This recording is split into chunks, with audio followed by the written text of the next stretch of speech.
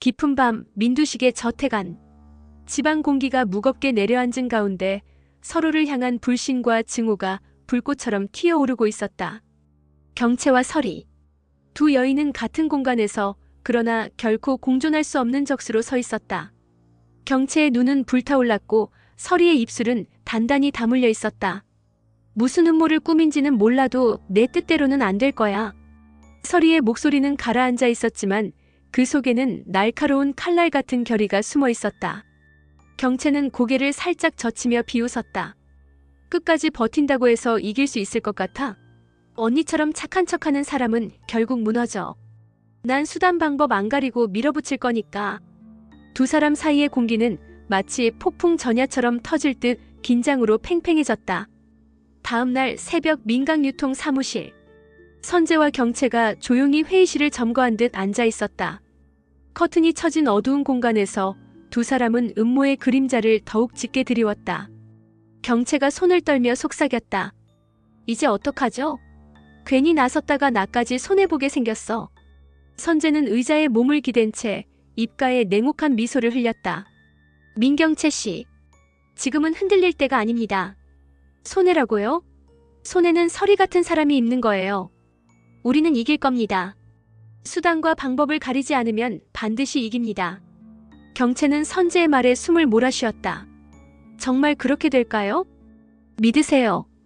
제가 누구입니까? 여기까지 올라오면서 한 번도 진 적 없는 김선재예요. 그의 눈빛에는 서늘한 확신이 깃들어 있었다. 그 시각, 집안의 다른 공간. 오자경과 지섭은 소파에 앉아 자신들의 신세를 한탄하고 있었다. 지섭은 허탈한 한숨을 내쉬며 말했다. 아버지 눈밖에 난 게 이렇게 무서운 건 줄 몰랐어. 뭘 해도 다 틀리게만 보시는 것 같아. 자경은 그의 어깨를 두드리며 억울함을 토로했다. 기회를 못 잡아서 그렇지 우리 그이도 기회만 되면 얼마든지 잘할 텐데. 왜 아무도 알아주질 않는 거야? 지섭의 눈빛에 잠시 불꽃이 스쳤다. 그러나 그 모든 대화를 유리문 밖에서 선재가 조용히 지켜보고 있었다. 역시 약한 고리들이군. 그는 속으로 그렇게 중얼거리며 의미심장하게 자리를 떠났다. 그 무렵 연숙은 자신만의 거처에서 깊은 생각에 잠겨 있었다. 저쪽에서 이상한 꼼수를 부리는 건 아니겠지? 선재 그 인간 늘 뒤에서 칼을 쥐고 움직여. 연숙의 손은 차갑게 식은 찻잔을 감싸고 있었고 눈빛은 더욱 깊어졌다. 그녀만이 감지할 수 있는 불길한 기운이 이 집안을 더욱 흔들고 있었다. 시간은 무자비하게 흘러 결국 라이브 커머스 당일이 다가왔다. 민강유통의 명운을 걸고 온 세상이 지켜보는 무대가 눈앞에 펼쳐지고 있었다. 그러나 그 무대 뒤에서는 추악한 거래와 음모가 이미 시작되고 있었다. 선재는 담당자를 불러내어 서슬퍼런 목소리로 명령했다. 욕을 하든 겁을 주든 수단 방법 가리지 말고 설이 그 여자가 제대로 방송하지 못하게 만들어. 담당자의 얼굴이 굳어졌다. 그게 혹시 일이 커지면 내가 책임질 테니 걱정 마. 지금 중요한 건 경채 씨의 승리야. 알겠어? 그러나 그 모든 함정에 빠져든 건 설이었다. 방송 준비 도중 갑작스럽게 어지럼증과 구토가 몰려왔다. 몸이 휘청거리고 시야가 흐려졌다. 주변 사람들이 놀라며 외쳤다. 설애 씨, 괜찮으세요? 그녀는 가까스로 버티려 했지만 결국 바닥에 쓰러지고 말았다. 병원. 흰 시트 위에 누워있는 설의 곁에는 태경이 앉아 있었다. 그는 그녀의 이마를 적신 땀을 닦아내며 흔들리는 목소리로 말했다. 도대체 누가 이런 짓을 설희 씨, 제발 버텨요. 설희는 힘겹게 눈을 떴다. 목소리는 미약했지만 오히려 그 안엔 굳건한 결의가 담겨 있었다. 내가 여기서 죽는 한이 있어도 당신 죽는 꼴은 못 보지. 두고 봐, 끝까지 버틸 거니까. 태경은 그 말을 들으며 눈가에 피 맺힌 분노를 감추지 못했다. 선재, 민경채, 너희가 사람의 목숨까지 건드린다면 나도 가만히 있지 않을 거야. 병원 복도는 차갑게 적막했다. 설이가 쓰러졌다는 소식은 이미 집안과 회사로 빠르게 퍼져나갔고 저마다 다른 속내로 그 자리에 모여들고 있었다. 경채는 병실 앞에서 팔짱을 끼고 서 있었다. 얄미운 미소를 억지로 감추며 일부러 한숨을 내쉬었다. 결국 저렇게 무너지잖아. 언니 아무리 날 이기려 발버둥 쳐도 결국 이게 현실이야. 그 옆에서 선재는 낮은 목소리로 덧붙였다. 계획대로 흘러가고 있습니다. 저 여자가 무대에 오를 기회조차 없게 되면 사장직은 다시 경채 씨 손에 들어오는 겁니다. 그러나 그 말을 뒤에서 듣고 있던 태경의 눈빛이 번뜩였다. 그는 경채와 선재에게 다가서며 차갑게 내뱉었다. 당신들 무슨 짓을 꾸민 거야? 설혜 씨 몸에 무슨 짓을 한 거냐고. 경채는 놀란 기색도 없이 고개를 돌렸다. 무슨 짓이라니 남 탓할 생각부터 하네. 사람 몸이 약하니까 쓰러진 거겠지. 괜히 우리한테 뒤집어 씌우지 마. 태경은 이를 악물었다. 경고해. 증거가 드러나면 끝장이야. 이번엔 절대 용서하지 않아. 한편 병실 안. 설이는 산소호흡기를 뗀 채 힘겹게 눈을 떴다. 침대 옆에 앉아있던 세리가 그의 손을 꼭 잡으며 울먹였다. 언니 아니 이모. 제발 무너지지 마요. 나 진짜 언니 없으면 안 돼. 설이는 힘겹게 고개를 돌려 세리를 바라봤다. 세리야, 내가 내 편이라서 내가 버틸 수 있는 거야. 고맙다. 그 광경을 멀리서 지켜보던 공 실장의 표정이 점점 굳어졌다. 그는 마음속으로 절규했다. 아가씨 더 늦기 전에 경채 사장님 곁으로 돌아가야 합니다. 안 그러면 모든 걸 잃어요. 그 시각 집안 응접실. 연숙은 지섭과 자경을 불러 앉혀놓고 무겁게 입을 열었다. 지금 민두식 회장이 치매라고 거짓 연기까지 하며 자식들을 시험했다는 건 다들 알지. 그런데도 또 같은 실수를 반복할 거야? 지섭은 주먹을 움켜쥐었다. 우린 기회를 놓쳤어. 아버지 마음을 다시 얻어야 해. 유원장 같은 건 이제 의미가 없어. 하지만 이번 라이브 커머스 이게 아버지가 지켜보는 마지막 시험일지도 몰라. 자경은 불안한 눈빛으로 속삭였다. 그럼 설이가 쓰러진 지금이 기회라는 거야? 연숙의 눈빛은 차갑게 빛났다. 맞아. 기회는 늘 위기 속에서 찾아오는 법이지. 너희 둘이 할 수 있는 걸 당장 준비해. 한편 선재는 비밀리에 담당자를 불러 또 다른 지시를 내리고 있었다. 이번 방송 절대 설이에게 유리하게 흘러가면 안 돼. 방송 장비를 고장내든 데이터 오류를 일으키든 내가 할 수 있는 건 뭐든 다 해. 담당자는 식은땀을 흘리며 고개를 끄덕였다. 정말 그렇게까지 하셔도 됩니까? 정말? 지금 농담 같아 보여. 이건 전쟁이야. 설이를 무너뜨려야 경채 씨가 다시 사장으로 돌아올 수 있어. 무슨 수를 쓰든 반드시 막아. 그러나 그 대화는 뜻밖의 인물에게 들리고 말았다. 바로 연숙이었다. 그녀는 어둠 속에서 선재와 담당자의 대화를 엿들은 후 입술을 깨물며 속으로 중얼거렸다. 역시 수단 방법 가리지 않고 달려드는군. 민두식 회장님, 이 사실을 아신다면. 연숙의 눈빛이 흔들렸다. 설이를 지켜야 할지 아니면 경채 편에 서야 할지. 그녀의 선택은 이 싸움의 향방을 바꿀 결정적인 순간이 될지도 몰랐다. 깊은 밤 민두식의 서재. 흐릿한 스탠드 조명 아래 두식은 홀로 앉아 있었다. 그의 손에는 아직 찢지 않은 서류 몇 장이 남아 있었다. 그것은 유원장도 지분 계약서도 아닌 단순한 메모지였다. 하지만 그 안에는 자식들을 향한 가슴속 마지막 판단이 담겨 있었다. 그때 조용히 문이 열리더니 설이가 들어섰다. 회장님, 저예요. 두식은 고개를 들더니 설이를 바라보며 낮게 물었다. 넌 아직도 날 믿는 거냐? 설이는 한 걸음 다가와 두식의 앞에 앉았다.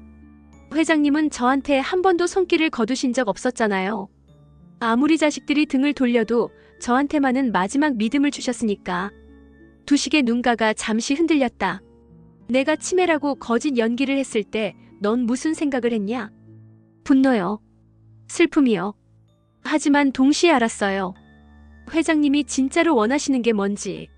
자식들이 어떤 얼굴로 회장님을 대하는지 그걸 보고 싶으셨던 거잖아요. 두식은 잠시 말이 없었다. 그리고 느릿하게 미소를 지었다. 맞다. 그걸 알아본 게 너 하나뿐이다. 다음 날 아침 라이브 커머스 방송 준비 현장은 전쟁터 같았다. 수십 대의 카메라와 조명이 설치되고 수천 명의 실시간 시청자가 몰릴 채비가 되어 있었다. 그러나 그 무대 뒤에서는 어둠의 거래가 이루어지고 있었다.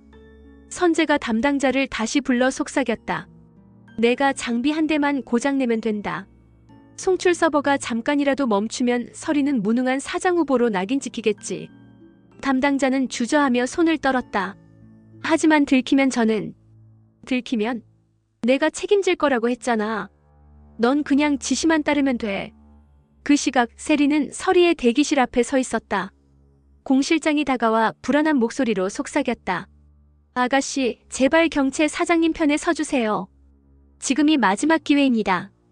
그렇지 않으면 언니도 아버지도 다 서리에게 뺏기게 돼요.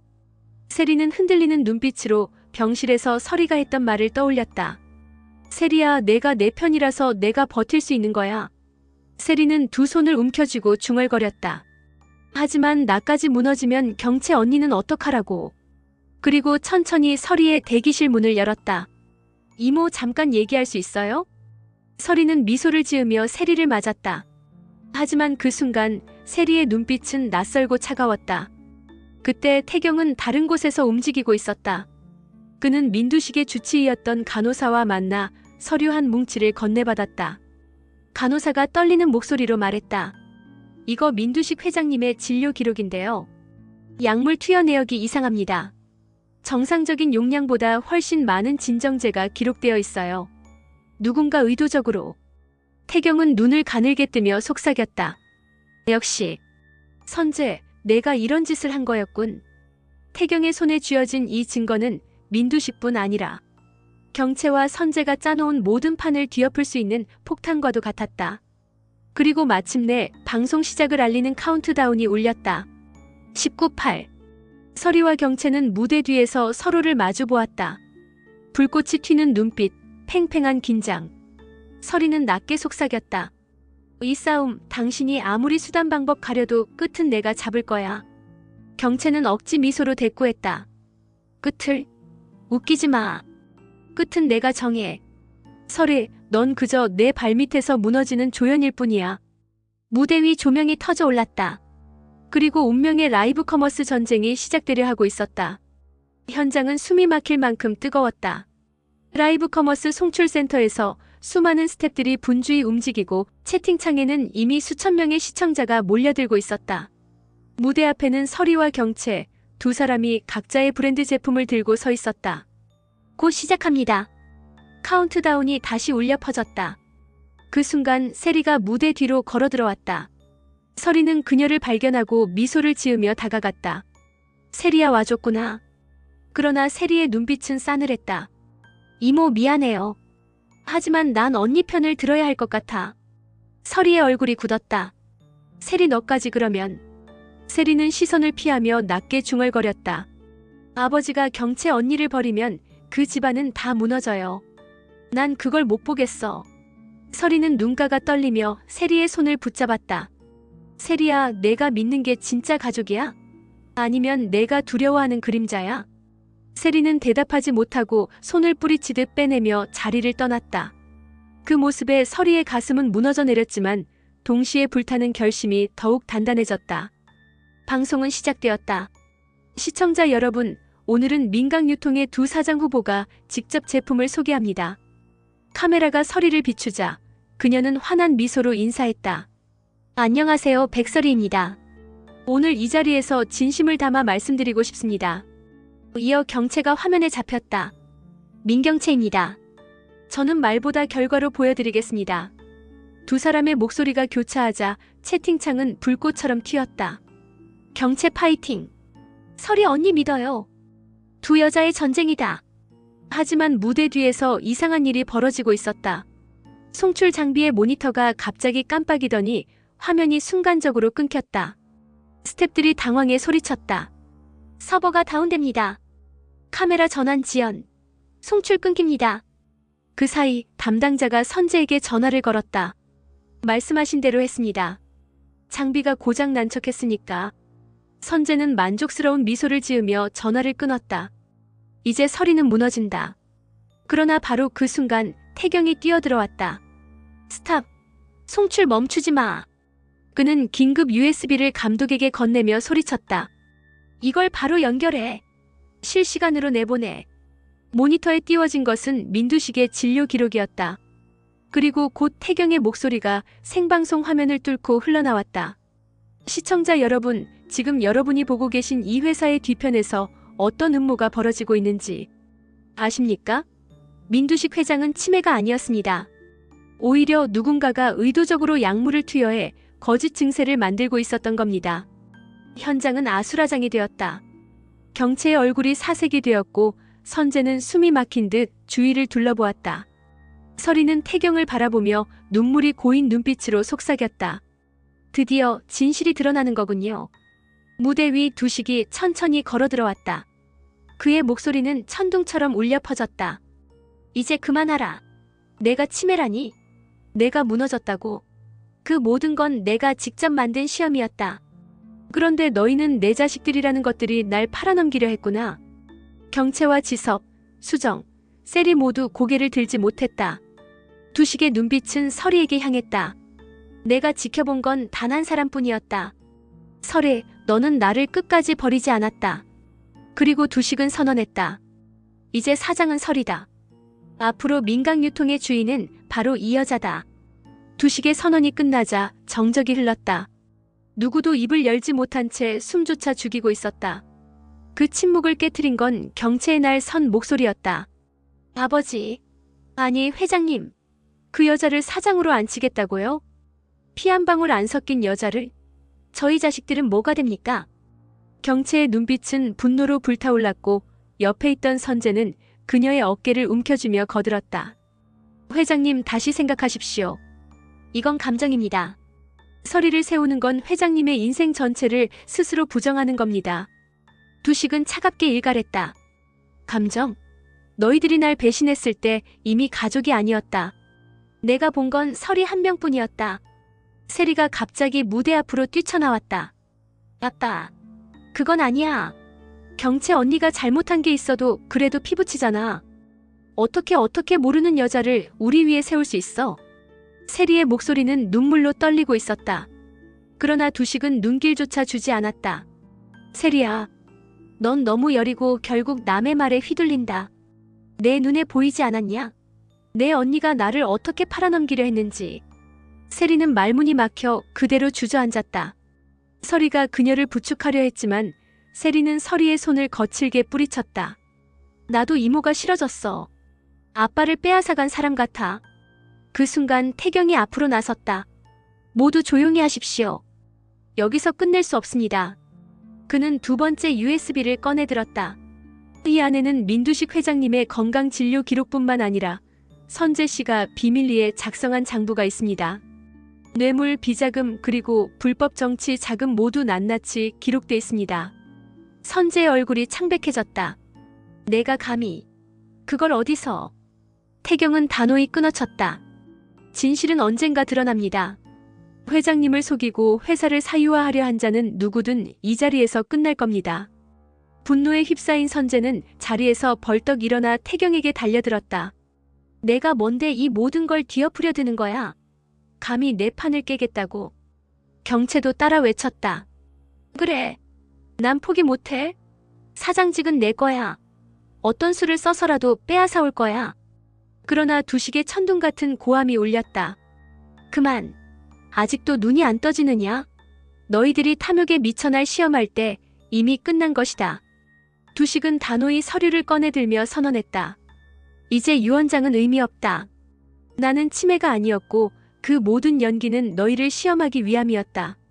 그리고 결과는 낙제다. 내가 지켜줄 자식은 이제 없다.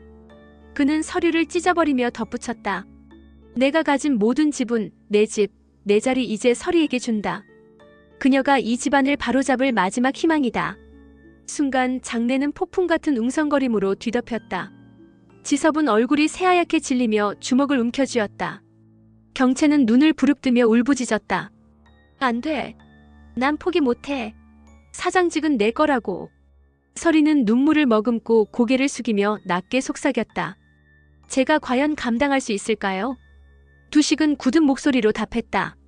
너는 나보다 강하다. 내가 버텨라. 이 집안의 태양은 이제 내가 삼켜야 한다.